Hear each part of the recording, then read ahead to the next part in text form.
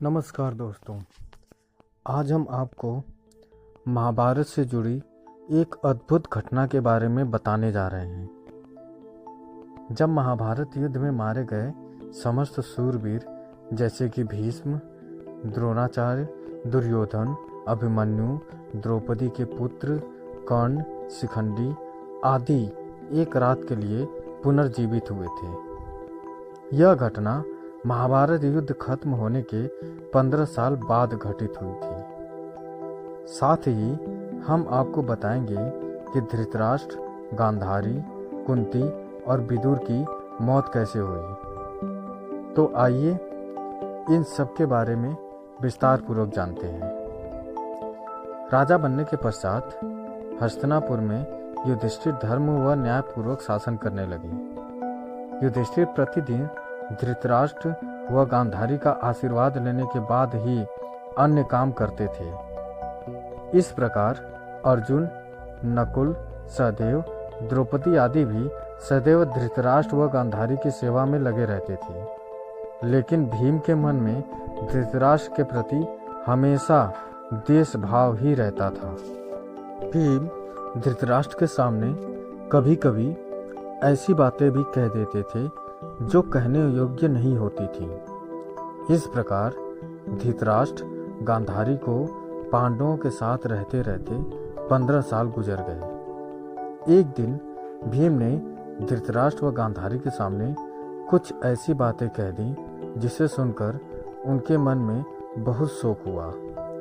तब धृतराष्ट्र ने सोचा कि पांडवों के आश्रय में रहते अब बहुत समय हो चुका है, इसलिए अब वानप्रस्थ आश्रम अर्थात वन में ही रहना उचित होगा। गांधारी ने भी धृतराष्ट्र के साथ वन जाने की सहमति दे दी। धृतराष्ट्र व गांधारी के साथ विदुर व संजय ने भी वन जाने का निर्णय लिया। वन जाने का विचार कर धृतराष्ट्र ने युधिष्ठिर को बुलाया और उनके सामने पूरी बात कह दी। पहले तो युधिष्ठिर को बहुत दुख हुआ, लेकिन बाद में महर्षि वेद व्यास के कहने पर युधिष्ठिर मान गए। जब युधिष्ठिर को पता चला कि धृतराष्ट्र व गांधारी के साथ विदुर व संजय भी वन जा रहे हैं, तो उनके शोक की सीमा नहीं रही। धृतराष्ट्र ने बताया कि वे कार्तिक मास की पूर्णिमा को वन के लिए यात्रा करेंगे। वन जाने से पहले धृतराष्ट्र ने अपने पुत्रों व अन्य परिजनों के श्राद्ध के लिए युधिष्ठिर से धन मांगा। भीम ने द्वेषतावश धृतराष्ट्र को धन देने से इनकार कर दिया। तब युधिष्ठिर ने उन्हें फटकार लगाई और धृतराष्ट्र को बहुत सा धन देकर श्राद्ध कर्म संपूर्ण करवाया। तय समय पर धृतराष्ट्र, गांधारी, विदुर व संजय ने वन यात्रा प्रारंभ की। इन सभी को वन जाते देख पांडवों की माता कुंती ने भी वन में निवास करने का निश्चय किया। पांडवों ने उन्हें समझाने का बहुत प्रयास किया, लेकिन कुंती भी धृतराष्ट्र और गांधारी के साथ वन चली गई। धृतराष्ट्र आदि ने पहली रात गंगा नदी के तट पर व्यतीत की। कुछ दिन वहां रुकने के बाद धृतराष्ट्र, गांधारी, कुंती, विदुर व संजय कुरुक्षेत्र आ गए। यहाँ महर्षि वेद व्यास से वनवास की दीक्षा लेकर ये सभी सतयुग के आश्रम में निवास करने लगे। वन में रहते हुए धृतराष्ट्र घोर तप करने लगे। तब से उनके शरीर का मांस सूख गया। सिर पर महर्षियों की तरह जटा धारण कर वे और भी कठोर तप करने लगे। तब से उनके मन का मोह दूर हो गया। गांधारी और कुंती भी तप में लीन हो गए। विदुर और संजय इनकी सेवा में लगे रहे और तपस्या किया करते थे। इस प्रकार वन में रहते हुए धृतराष्ट्र आदि को लगभग 1 वर्ष बीत गया। इधर हस्तिनापुर में एक दिन राजा युधिष्ठिर के मन में यह विचार आया कि हम वन जाकर अपने परिजनों को मिले। तब युधिष्ठिर ने अपने सेना प्रमुख को बुलाया और कहा कि वन जाने की तैयारी करो। मैं अपने भाइयों व परिजनों के साथ वन में रह रहे महाराज धृतराष्ट्र, माता गांधारी, माता कुंती आदि के दर्शन करना चाहता हूँ। इस प्रकार पांडवों ने अपने पूरे परिवार के साथ वन जाने की यात्रा का प्रारंभ किया। पांडवों के साथ वे नगरवासी भी जो धृतराष्ट्र आदि के दर्शन करना चाहते थे, वे भी उनके साथ गए। पांडव अपनी सेना के साथ चलते चलते उस स्थान पर आ गए जहां धृतराष्ट्र और गांधारी, कुंती एक साथ रहते थे। युधिष्ठिर ने उन्हें देखा तो वे बहुत प्रसन्न हुए और मुनियों के भेष में अपने परिजनों को देखकर उन्हें शोक भी हुआ। धृतराष्ट्र, गांधारी व कुंती भी अपने परिजनों को देखकर बहुत प्रसन्न हुए। जब युधिष्ठिर ने वहां विदुर जी को नहीं देखा तो धृतराष्ट्र से उनके बारे में पूछा। धृतराष्ट्र ने बताया कि वे कठोर तप कर रहे हैं। तभी युधिष्ठिर को विदुर उसी ओर से आते हुए दिखाई दिए, लेकिन आश्रम में इतने सारे लोगों को देखकर विदुर जी पुनः लौट गए। युधिष्ठिर उनसे मिलने के लिए पीछे पीछे दौड़े। तब वन में एक पेड़ के नीचे उन्हें विदुर जी खड़े हुए दिखाई दिए। उसी समय विदुर जी के शरीर से प्राण निकले और युधिष्ठिर में समा गए। जब युधिष्ठिर ने देखा कि विदुर जी के शरीर में प्राण नहीं है, तो उन्होंने उनका दाह संस्कार करने का निर्णय लिया।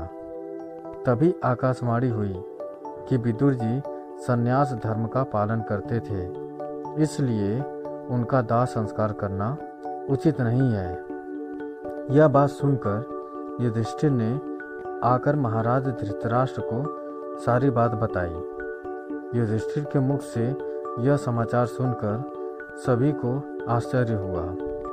युधिष्ठिर आदि ने वह रात वन में ही बिताई।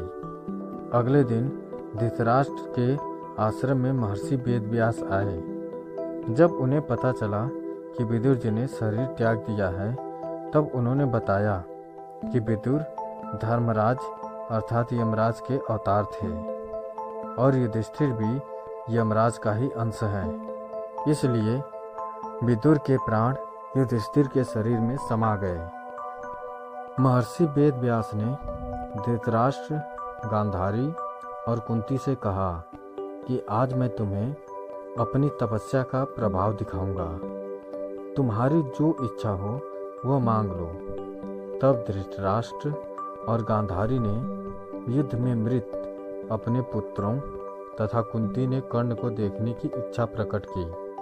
द्रौपदी आदि ने भी यह इच्छा प्रकट की कि वह भी अपने मृत परिजनों को देखना चाहते हैं।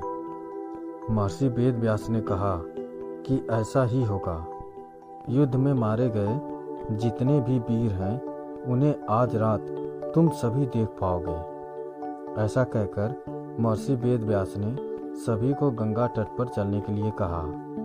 महर्षि वेदव्यास के कहने पर सभी गंगा तट पर एकत्रित हो गए और रात होने का इंतजार करने लगे। रात होने पर महर्षि वेदव्यास ने गंगा नदी में प्रवेश किया और पांडव व कौरवों के पक्ष के सभी मृत योद्धाओं का आह्वान किया।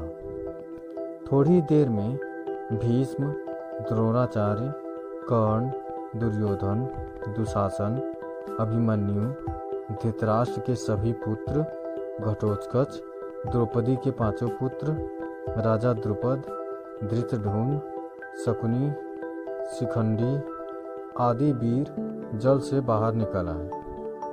उन सभी के मन में किसी भी प्रकार का अहंकार व क्रोध नहीं था। महर्षि वेदव्यास ने धृतराष्ट्र व गांधारी को दिव्य नेत्र प्रदान किए। अपने मृत परिजनों को देखकर सभी के मन हर्ष से प्रफुल्लित हो गए। सारी रात अपने मृत परिजनों के साथ बिताकर सभी के मन में संतोष हुआ। अपने मृत पुत्रों, भाइयों, पति व अन्य संबंधियों से मिलकर सभी का संताप दूर हो गया। तब महर्षि वेदव्यास ने वहाँ उपस्थित विधवा स्त्रियों से कहा कि आज जो भी अपने पति के साथ जाना चाहती है वे सभी गंगा नदी में डुबकी लगाएं। महर्षि वेद व्यास के कहने पर अपने पति से प्रेम करने वाली स्त्रियां गंगा नदी में डुबकी लगाने लगीं और अपना शरीर छोड़कर अपने पति के साथ अपने पति के लोक में चली गईं। इस प्रकार वह अद्भुत रात समाप्त हुई। इस प्रकार अपने मृत परिजनों से मिलकर धृतराष्ट्र, गांधारी, कुंती व पांडव बहुत प्रसन्न हुए। लगभग 1 महीना वन में रहने के बाद युधिष्ठिर आदि पुनः हस्तिनापुर लौट आए। इस घटना के करीब 2 वर्ष बाद एक दिन देवऋषि नारद युधिष्ठिर के पास आए। युधिष्ठिर ने उनका स्वागत किया। जब देवऋषि नारद ने उन्हें बताया कि वे गंगा नदी के आसपास के तीर्थों के दर्शन करते हुए आए हैं, तो युधिष्ठिर ने उनसे धृतराष्ट्र, गांधारी, माता कुंती के बारे में पूछा। तब देवऋषि नारद ने उन्हें बताया कि तुम्हारे वन से लौटने के बाद धृतराष्ट्र आदि हरिद्वार चले गए। वहाँ भी उन्होंने घोर तपस्या की। तपस्या से उनका शरीर पहले से भी अधिक दुर्बल हो गया था और एक दिन वे स्नान करके वापस आश्रम आ रहे थे कि तभी वन में भयंकर आग लग गई। दुर्बलता के कारण धृतराष्ट्र, गांधारी व कुंती भागने में असमर्थ थे, इसलिए उन्होंने उसी अग्नि में प्राण त्यागने का विचार किया और वहीं एकाग्रचित्त होकर बैठ गए। इस प्रकार धृतराष्ट्र, गांधारी व कुंती ने अपने प्राणों का त्याग कर दिया। संजय ने ये बात तपस्वियों को बताई और वे स्वयं हिमालय पर तपस्या करने चले गए। धृतराष्ट्र, गांधारी व कुंती की मृत्यु का समाचार जब महल में फैला तो चारों ओर हाहाकार मच गया। तब देवऋषि नारद ने उन्हें धैर्य बंधाया और युधिष्ठिर ने विधि पूर्वक सभी का श्राद्ध कर्म करवाया और दान दक्षिणा देकर उनकी आत्मा की शांति के लिए प्रार्थना की। तो दोस्तों, महाभारत से जुड़ी यह अद्भुत कहानी आपको कैसी लगी हमें कमेंट करके ज़रूर बताएं। अगर अच्छी लगी तो शेयर करें, सब्सक्राइब करें और लाइक करें। धन्यवाद।